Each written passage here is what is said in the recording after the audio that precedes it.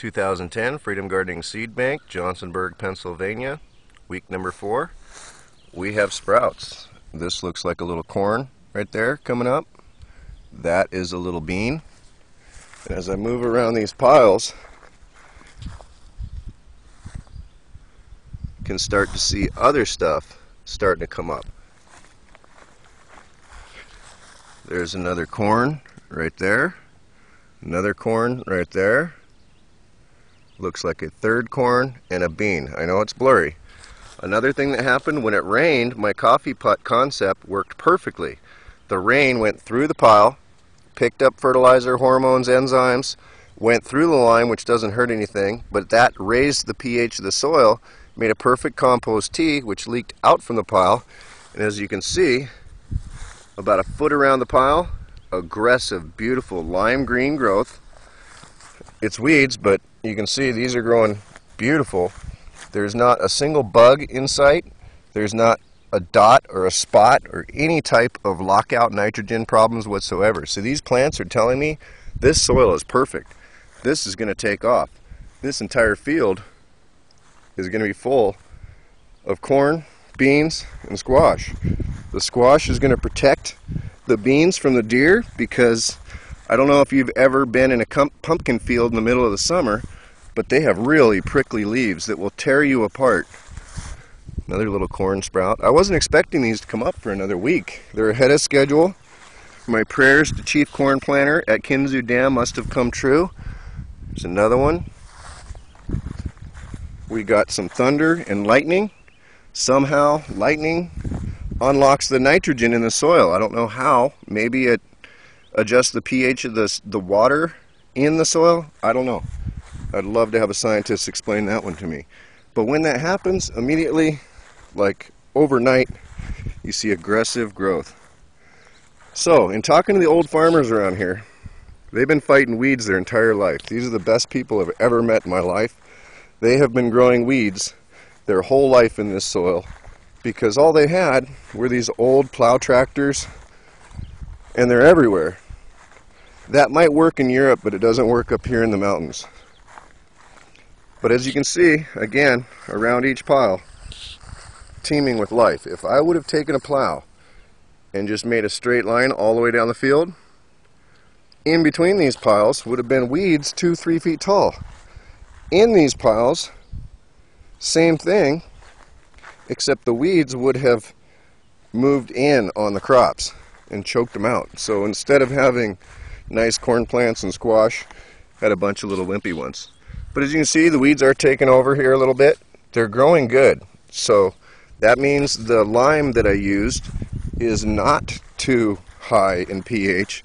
It's actually about a pH of 10, which is really high. But since this soil is 4.5 to 5 pH, that balances out right around 7, 6.5, which is what you want. There's some more corn. Another one there. These are all popping today. You can see one of the corn seeds is starting to swell up. They don't need to be soaked, they just need high humidity, and they'll get the moisture they need right out of the air. See another bean. There's a good view. That's what they do. Swell up and shoot out a taproot. These, you saw me put them all into the piles just by hand. Little bean seed. And they're all coming up. So again, no till seems to be the way to go out here. pH is the key. Ooh, there's a little guy popping up. And these weeds have been here for 100 years. You're not going to kill them. You're not going to win. Even if you went through here and sprayed atrazine or Roundup on this whole field, they'd still probably, because they're used to growing in such a high acidity, they're probably Roundup resistant to begin with. So again, all I'll be doing is be putting chemicals into the food that I want to eat. This is all looking really, really good. Over the next few days, there will be big leaves emerging. Beans, when they come out of the ground, same with the squash. They grow like crazy. And I'm going to show you from beginning to end what they do. because the aggressive growth that you're going to see coming out of these piles over the next 2 weeks is going to blow my mind and blow yours at the same time. Trying to learn how to create food and get the price down on extremely high quality food so everybody gets to eat for free.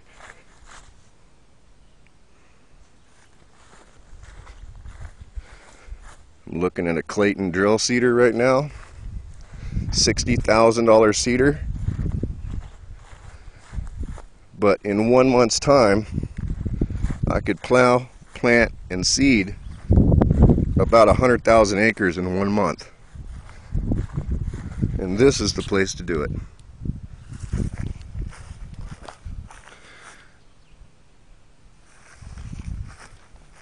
(2010) all for Zen, working with nature. And thank God I didn't fertilize the whole field, because you can see in a strip the difference, how well the grasses are doing as that compost tea leaked out of these piles and is feeding all these little baby strawberries around here. Again, those strawberries use a different type of nutrients than the corn and the beans. Right now the corn and the beans need nitrogen. Those strawberries need phosphorus. So in the ground, those roots could be side by side. They're looking for two completely different things, so they kind of don't bother each other at all. And in the meantime, those will hold moisture in the soil.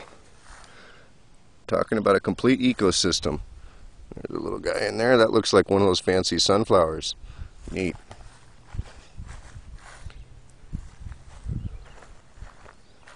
Again, we've got 6 different types of corn. Connecticut field pumpkins, butternut squash, spaghetti squash, crookneck squash, 3 different types of beans. They're all pole beans. Got the brown beans, the green beans, and the white beans. All of this companion planting was taught to the white man by the Native American Indians that lived in these hills to protect their crops from deer. It's said that the white man would have starved and died if the Indians hadn't taught them companion planting, because it keeps the deer away. 2010, corn, beans, and squash. 3 sisters, Indian companion planting.